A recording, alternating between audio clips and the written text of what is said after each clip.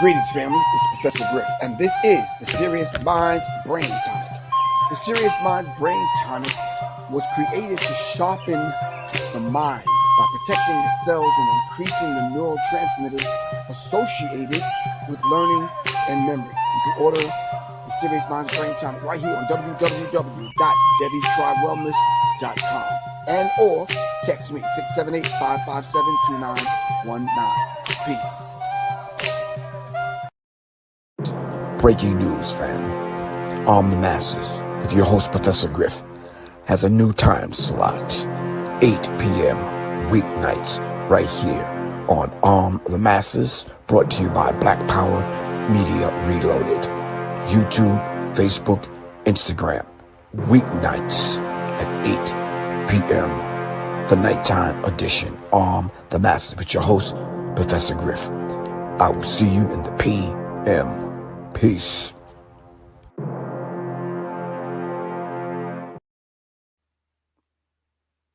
All right, greetings, peace. All right, it's Professor Griff, and of course, y'all already know this is the Masters right here on Black Power Media Reloaded. All right, salute to everyone. All right, tonight's subject we're going to be talking about policing.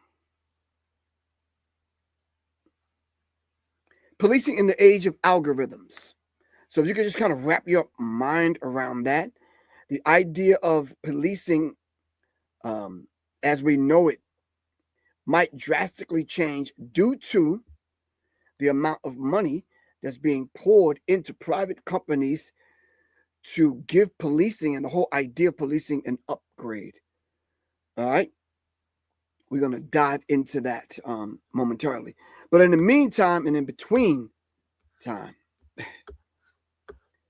boy. Hold on for a second. I want to be able to pull something up to show you later on. Anyway,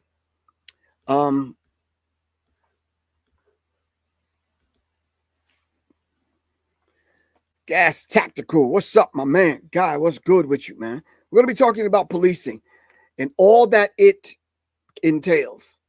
So if you would kind of wrap your mind around the average cop that was on the beat and you kind of knew him, he was in the community, you probably lived next door to him, or your children went to school with his children, that kind of thing. That community kind of policing thing, I truly think that's a thing of the past. And then the whole idea of policing taking leaps and bounds forward as technology advanced and new techniques and new weaponry and new techniques and certain things that they use in policing nowadays, it's just different. So I'm saying to you from the leaps and bounds from the beat cop on the beat to now, you can almost imagine what it's going to be like in the future, the very near future. Those are some of the things that we want to discuss when we're talking about policing in the age of algorithms. How legal is it, and the ethical use of AI in law enforcement? So let's wrap your minds around that. Probably 5 to 7 years ago, I talked about facial recognition software, on how the police officers now are fitted with contact lenses that actually have cameras and transmitters in them. Some of y'all thought I was crazy 5 to 7 years ago. And here we are with contact lenses that could send facial recognition data back to a database, all right? And the police can get real-time intel in his ear, all right, in one of these kind of gadgets that you keep in your ear, or your iPad pods or ear pods or whatever, and real-time information, just scanning your face, eye retina scans, facial recognition software. This is a normal thing today. They got facial recognition software on phones now. So Professor Griff wasn't quite crazy as y'all thought he was. Go back. It's timestamped. You can go watch it. All right. So I'm saying to you, if we are looking forward, and we are, What is policing going to be like in the near future? All right. Let me give you a hint. How many people out there have actually saw the movie Minority Report? Can you show of hands? Give me a peace sign, black power sign, something. Anyone? Minority Report.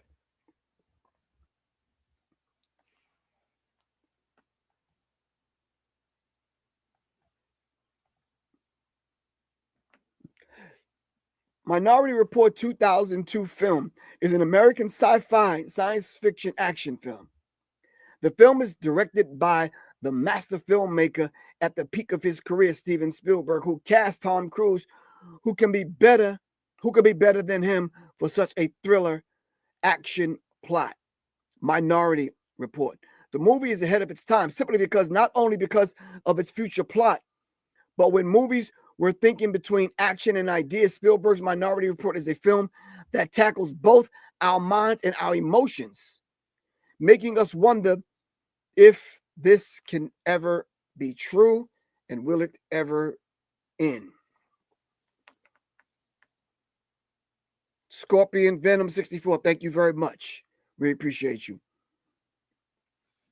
So now, inside of the movie Minority Report, they had a precog. They had precogs, and the precogs were tapped in to some kind of way into the pre-crime unit. When I say pre-crime, that's exactly what I said. Pre-crime. They were going to, well, the theme of the movie is to actually have this crime unit where they can actually predict when individuals are going to commit crimes. Hence the term pre-crime unit. All right. So they can determine whether or not if you're going to commit crimes in the future.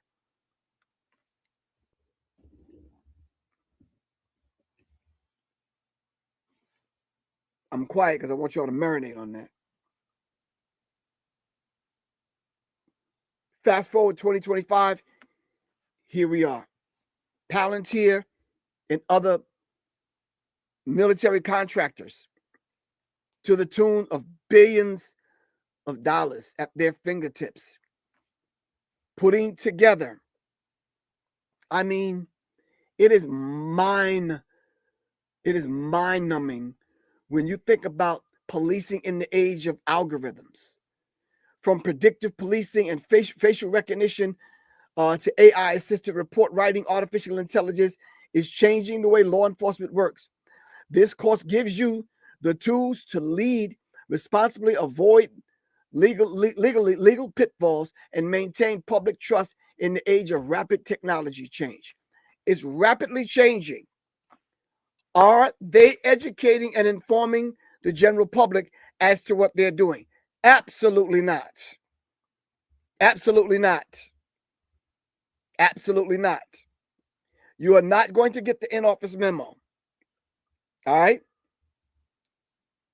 So if you know of or heard of or actually seen YNs out wilding, the whole idea of policing is going to take a whole different. We're talking not only facial recognition software via satellites, we're talking air and land drones. All right? We're talking about a new set of firearms, and I'm not sure if you heard about what's going on with Glock. That's something we should talk about at a later date, but new guns about to hit the street or hit the market. Only the kind where if you don't have the implantable biomicrochip in your hand, you won't be able to activate the mechanism inside the gun in order to pull the trigger. I'm not going to say that twice. So when you start talking about having to get an in-office memo to even learn basic stuff that we're so accustomed to doing today, they're trying to disarm the public so you have absolutely no way of fighting back.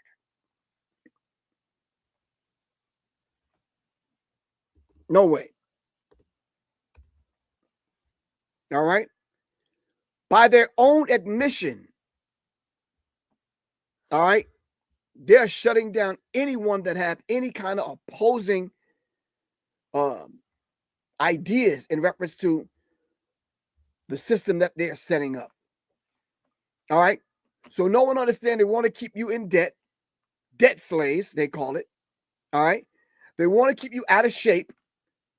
All right. They want to keep you sick. All right. So these are some of the things that they're doing. And look around. It's happening. They want to keep you high. They want to keep you chasing the next high, because the high that you had last week ain't the high that you might get next week. All right. These are some of the things that they're doing, but they're doing it very mildly and very slow. All right. So much so to the point where you don't even recognize that you are the frog in the pot, and they keep turning the heat up more and more and more.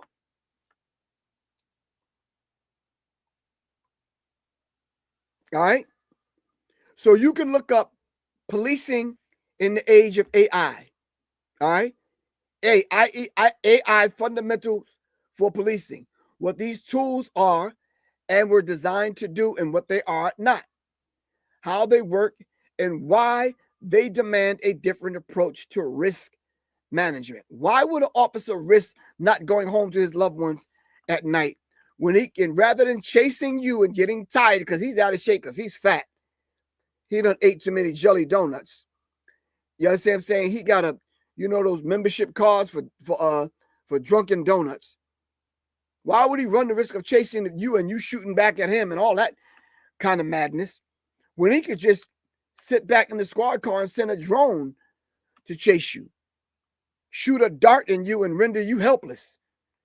You say, oh man, come on, Professor Griff, that's some sci-fi type stuff. Okay.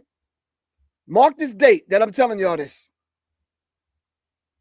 Y'all can take my phone number and hit me up and apologize later. Matter of fact, send me a donation, something. Y'all, apologize, Griff. You understand what I'm saying? Here's $200. Yeah. 678-557-2919. So what they're trying to do, since the level of education in the police department is about on a 6th grade level, all right? Here comes AI to the rescue.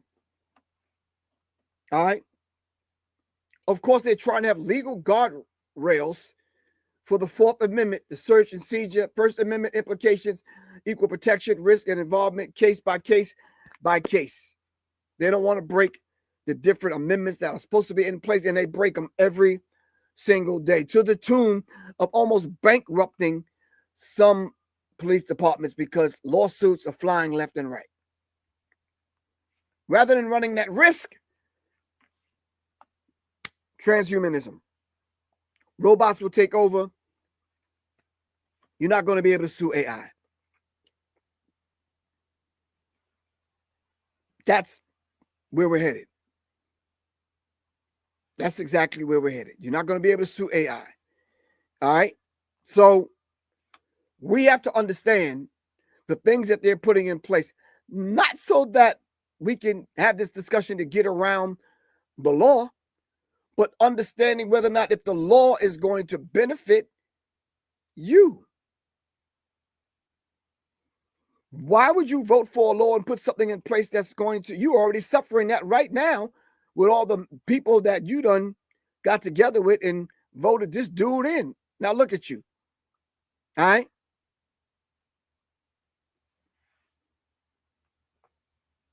So they don't want to run the risk of that actually happening again. All right. Okay. Now that that's said, so legally, they're trying to put things in place that's going to usurp that, so to speak. All right. So hold on for a second. Let me pull up something I wanted you to hear. Let me see.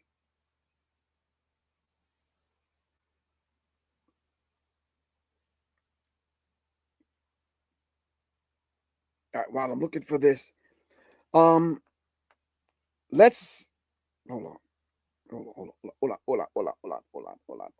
on. Here we go. It's kind of lengthy. I'll stop if y'all get bored. We'll talk about some of the things that she's talking about. All right.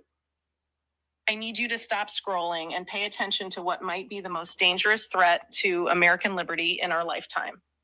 While everyone has been distracted by the latest political drama and celebrity scandals, the government has been quietly building a system that can label you a criminal before you've broken any laws. This isn't science fiction anymore. It's happening right now through AI-powered predictive policing programs. Let's stop right there. Predictive policing programs.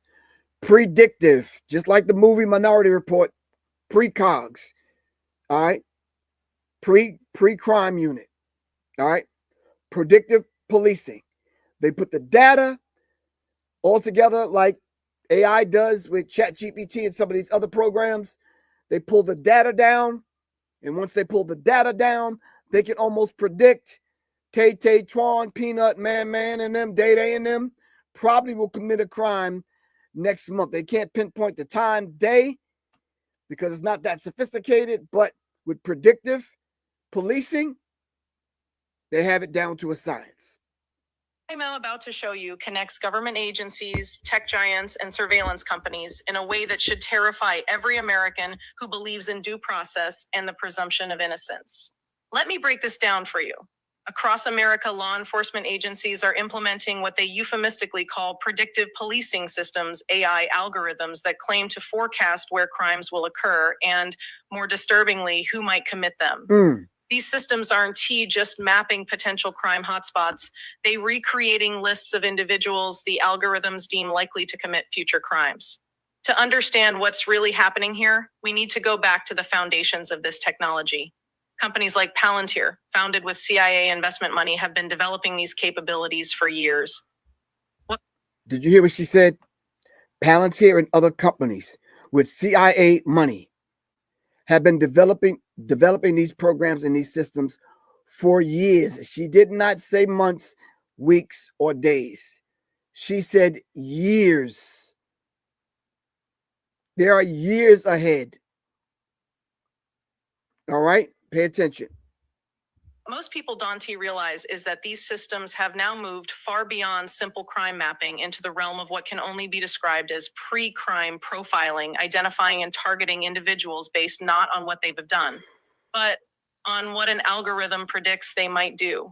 Here's where things get concerning. Through Freedom of Information Act requests and public contract databases, investigators like Whitney Webb have uncovered a web of government contracts with tech companies to develop and deploy these predictive systems.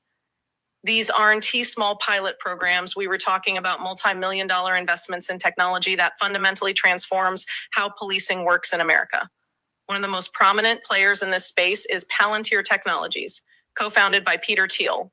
Palantir's Gotham software is currently being used by police departments across the country. What most people don't know is that Gotham isn't just analyzing past crime data. It is actively profiling individuals based on a vast array of data points to predict who might become a person of interest. But it gets worse. She's talking about data points.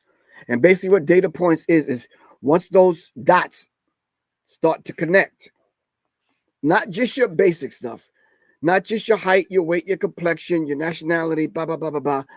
All right, they're diving deeper into eye retina scan, facial recognition software, blood type, voice recognition software.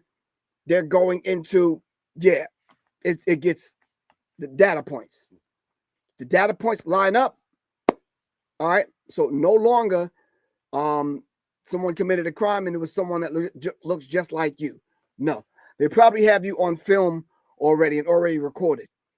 Your voice will match up with the voice on the voice recognition software.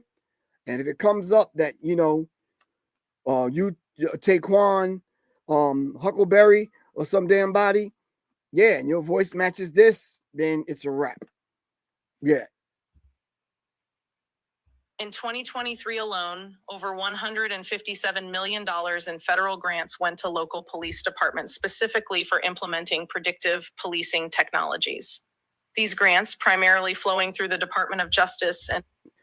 All right. Still love you 7645. No, we're not talking about cloning. This is not cloning. We're not talking about cloning. Cloning is a whole different beast on a cellular genetic level. We're not talking about cloning. Department of Homeland Security create powerful financial incentives for cash-strapped departments to adopt these systems with minimal public oversight or debate. And here's where it gets really interesting and deeply troubling. The algorithms at the heart of these systems aren't just analyzing traditional criminal records. They re-ingesting vast amounts of data from both public and private sources, your social media activity, purchasing patterns, location data, personal associations, and even predictive scores generated by other algorithms. Pay attention to this part. In April 2025, a comprehensive report revealed that predictive policing software like Geolytica, formerly known as Predictive, examines up to 10 years of recorded Geopolitica, formerly known as Predictive. Okay, Geopolitica. Okay. Shout out to Quintessential One. Really appreciate you. All right. Shout out to my other brothers that's out there doing some deep research that passes information on to me, because he saw my show on Monday and we was talking about AI in this particular subject. And we moved on today to policing, using AI to police. Listen, you may use AI for something else, but if these people are years and years and years ahead of time, then let's understand where they are with it. All right. Now, this kind of information passing through these evil minds, yeah, they don't have to keep building prisons. Well, I let the cat out the bag. They don't have to keep building prisons. It's another way to lock people down. We'll see. Let's talk. Crime data to generate its predictions. But what's not widely reported is that these systems are increasingly incorporating non-criminal data to enhance their predictive accuracy. This includes everything from credit scores to rental history to online behavior patterns. Now watch how this connects to something even more concerning. These predictive algorithms aren't the neutral objective systems their proponents claim. Independent research has repeatedly shown they suffer from significant bias problems, particularly against minority communities and low-income neighborhoods. This isn't conspiracy theory, this is documented fact. A 2023 study published in the Journal of Criminal Justice found that when fed historical crime data, predictive algorithms consistently directed increased police presence to predominantly Black and Hispanic neighborhoods. Y'all didn't hear that. Whatever is being programmed to feed the system with data points, if they constantly listen, I talked about when AI learns to be racist. We talked about that on Monday. When AI learns to be racist. Did we pull anything from that conversation on Monday? So this is exactly what we're talking about. All right, let's listen. Creating a self-reinforcing feedback loop of surveillance and enforcement. A feedback loop. So if you want to constantly round up Black people, just keep feeding the algorithm the same information. Then now they don't even have to be on the scene to arrest you. All right? No due process. They have no legal obligation to you. No Fourth Amendment, no First Amendment. And I'm sorry to say, Second Amendment, you might have an issue with that. All right? Let's talk. Reality is that these algorithms are only as good as the data they were trained on. And when that algorithm is only as good as the data that they were trained on. You have to train the algorithm. You mean to tell me there's not a racist mindset training this algorithm? What happens when AI becomes racist is the question I asked on Monday. And I'm asking this question today again.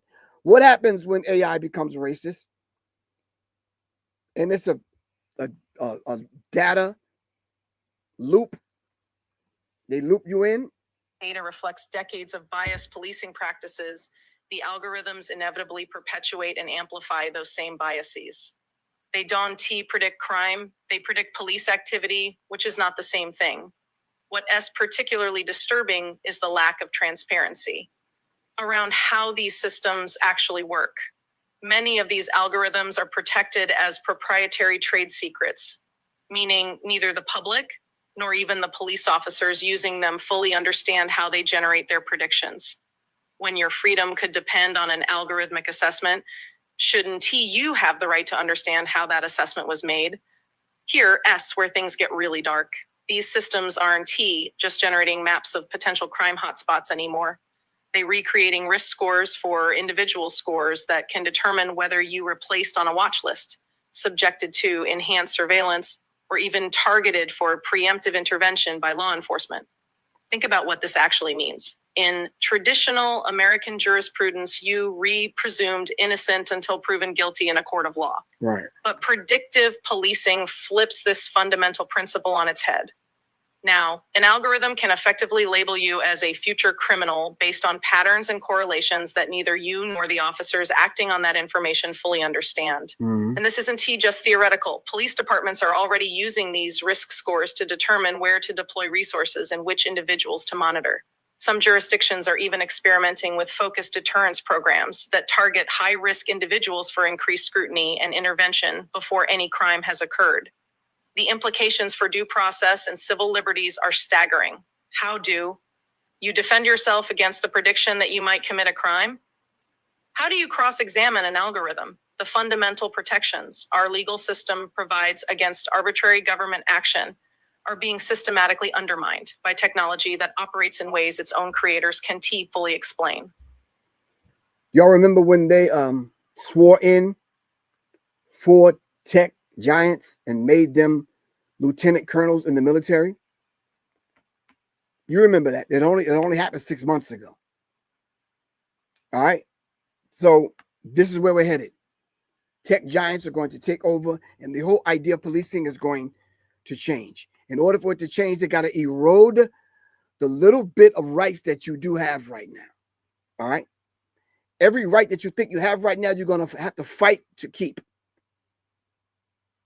All right. You're going to have to fight to keep every single right that you have right now. All right. So you see some people kicking and screaming as they're getting yanked out of their houses and yanked out of their cars. So, well, I'm a citizen. Yeah, okay, I'm an American. Yeah, right. Okay, they're eroding all of these rights that we have.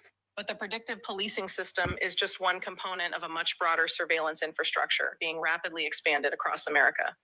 These predictive algorithms don't operate in isolation. They are increasingly integrated with other surveillance technologies like facial recognition, automated license plate readers, social media monitoring tools, and even smart city sensors.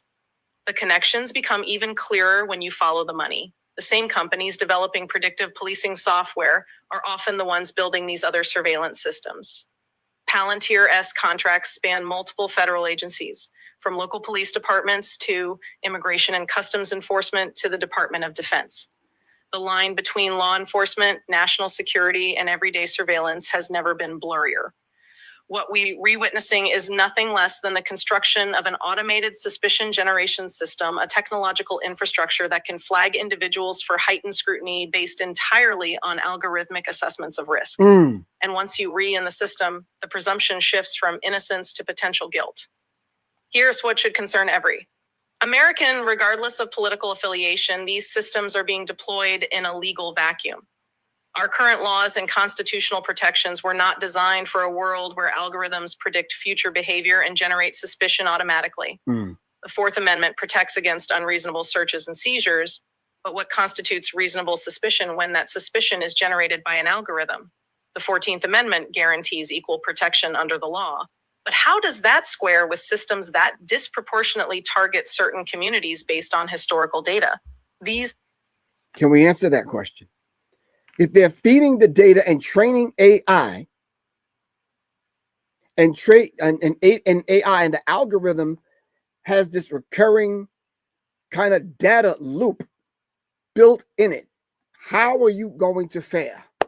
Talk to me. How are you going to fare?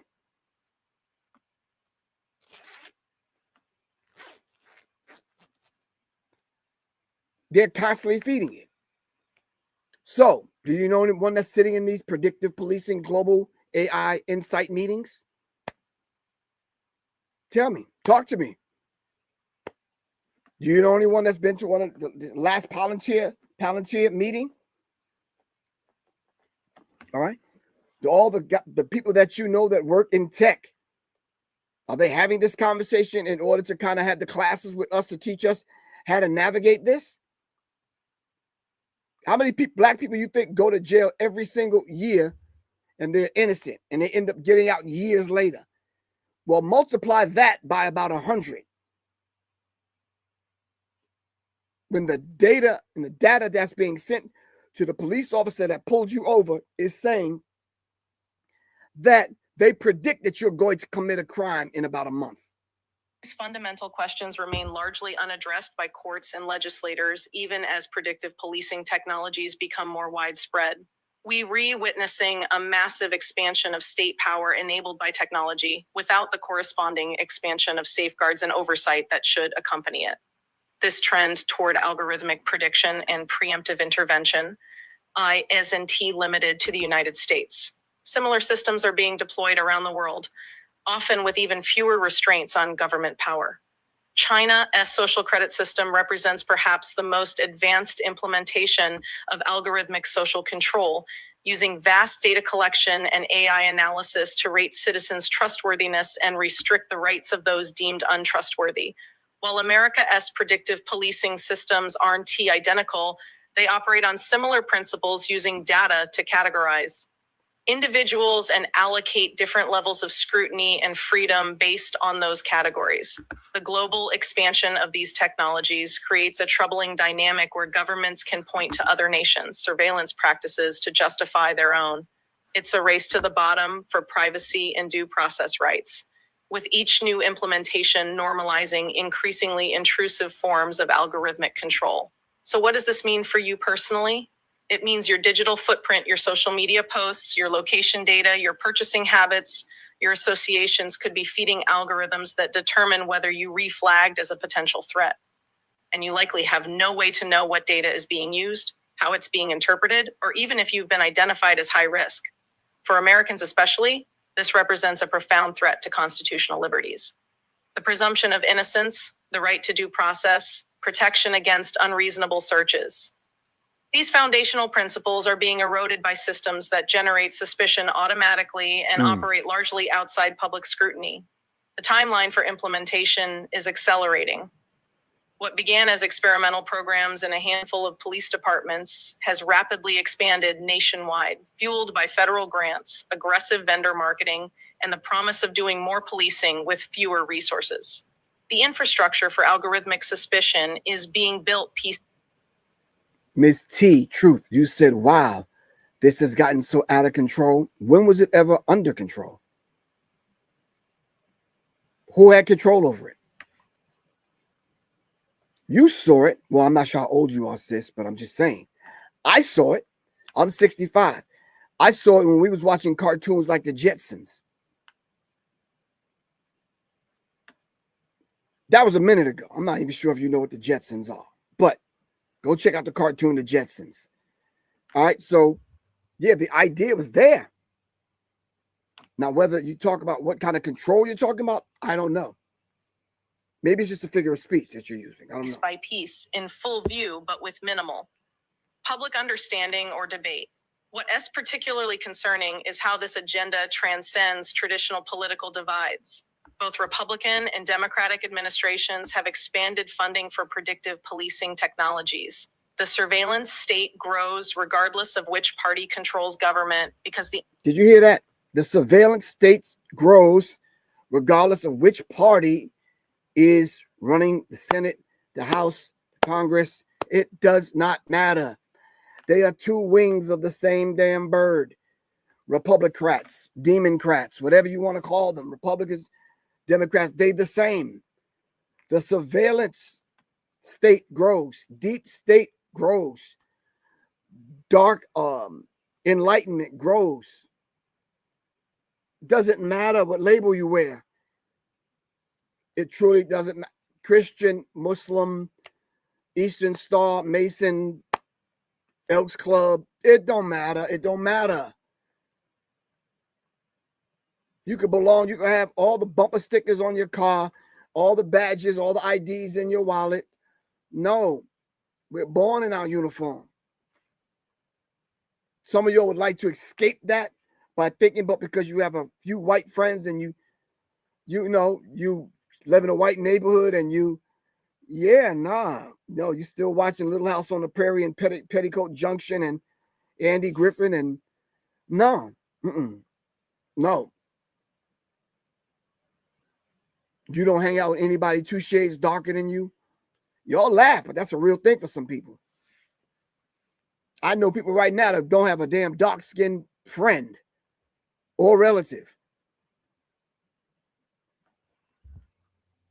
So come on, Griff, you're reaching, man. All right. Underlying dynamic, the alliance between tech companies, government agencies, and the national security establishment remains constant. This is why traditional political solutions are increasingly ineffective. The real battle lines are being drawn between those who believe in constitutional protections, individual liberty, and transparent governance, and those pushing for expanded state power enabled by largely unaccountable technology. So what can you do? First, become informed. Understand how predictive policing works and the threats it poses to fundamental educated, liberties. become informed. Follow the work of researchers like Whitney Webb, who have been documenting these developments. Whitney Webb, write her name down. I talked about her before on my show. Write the name down, Wendy Boggs. Wendy Webb.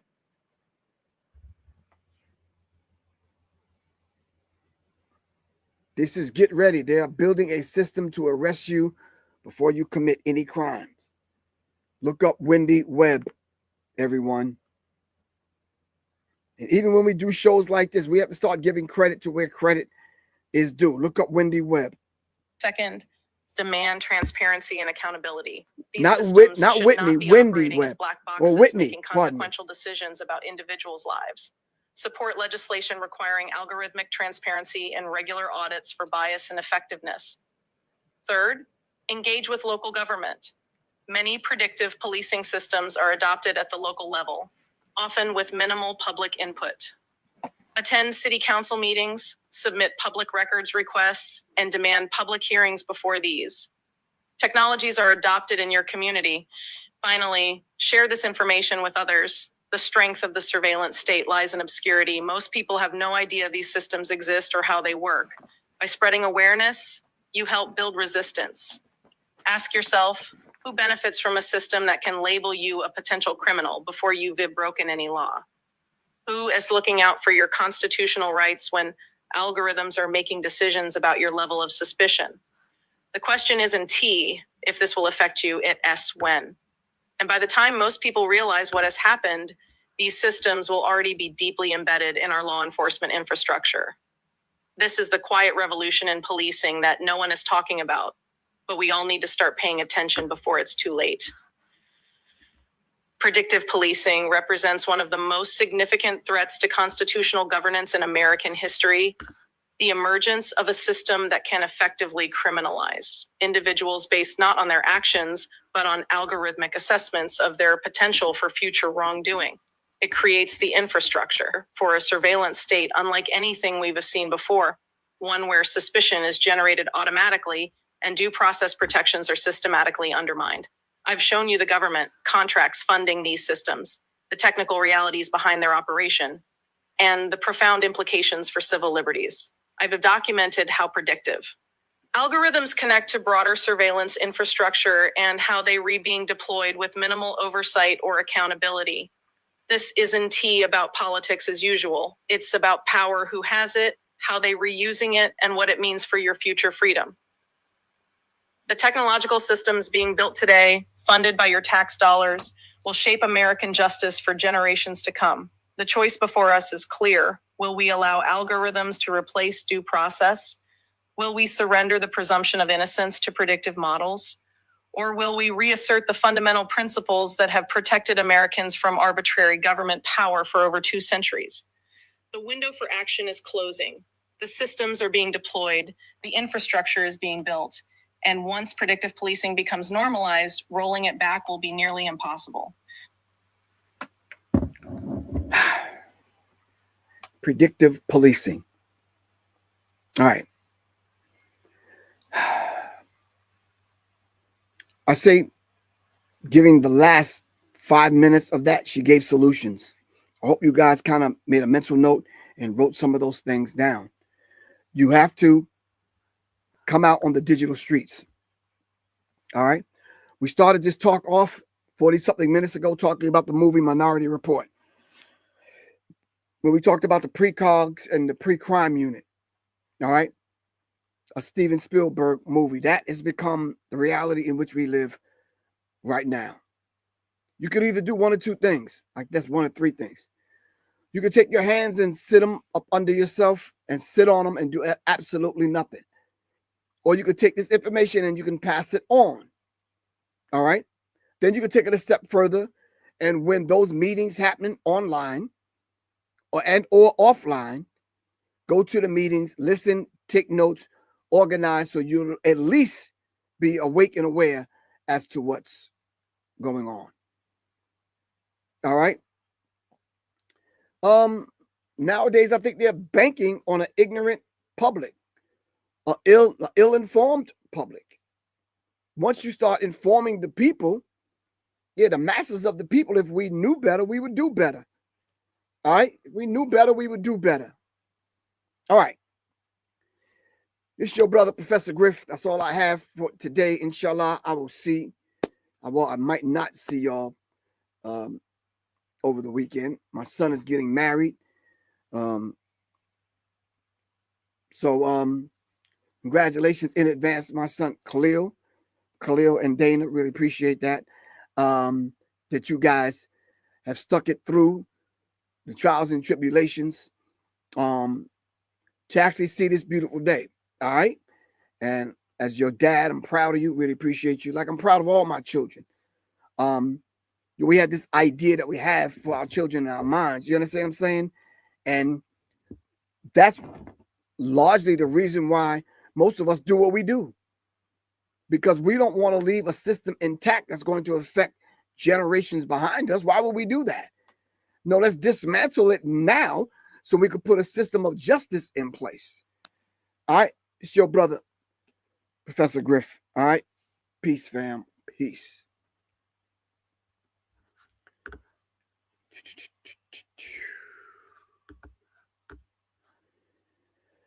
All right. If you're interested in joining the firearms class, please, by all means, let your brother know. It's November 16th. All right. If you know anyone that wants to participate in the firearms class, it is happening November 16th, Sunday, November 16th at 3 p.m. 5420 Camp Trail Road, Fairburn, Georgia. It's entitled Developing an Urban Tactical Mindset, Men and Women Unisex Firearms Class. If you want more information, get in now. There's only a certain amount of slots. Get in now. Text me at 678-557-2919. 678-557-2919 to get in the class, fam. All right. Let's do that. Do that ASAP. All right. Saturday, November 8th at 3 p.m. at Culture Connection. All right. 2051 Garby Road, Suite 18. In College Park, Georgia. I will be speaking. All right. I dropped my new book, The Birth. All right. Several months ago. So yes, you can hit me up, or you can go to Bandcamp, www.bandcamp. Let me just put the banner up so you can see it. Here we go. www.professorgriff.bandcamp.com. Order the book, The Birth. It's an audio book that you can sit and listen to. And yes, it's some deep information. So I would advise you to check it out. Any other material, you could go to www. Either Debbie Tribe Wellness, or just go to my website, professorgriff.me. All right. And or www. Write this one down. www.public, the letters NME.me. So family, I've been working on a single that I want to drop. And I just said to myself, I don't know, Griff. You've been toiling with the idea. I'm in the middle of putting out, finishing the Soul Ohm project, which is a softer thing, kind of thing. So I'm going to send this to my computer so I can let everyone see the cover. And you tell me what you think. It's going to be on sale, not today, Friday. All right, so make sure y'all copy it. All right, hold on for a second. School what a do, school what a dee. Hold on.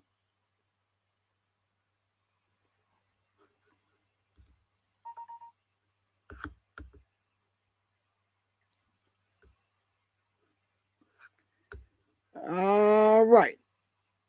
I don't know. Maybe I can put it on the screen. What do y'all think? I don't know. Let's see if it'll let me show y'all on the screen. I'll show everyone on IG in a second. Hold on. I just want y'all opinion. I ain't trying to, kick up no dust or nothing.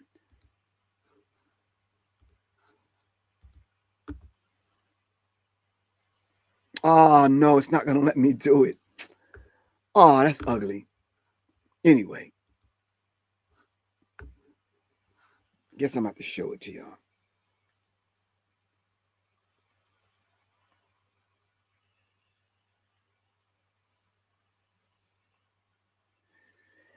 All right, this is my cover.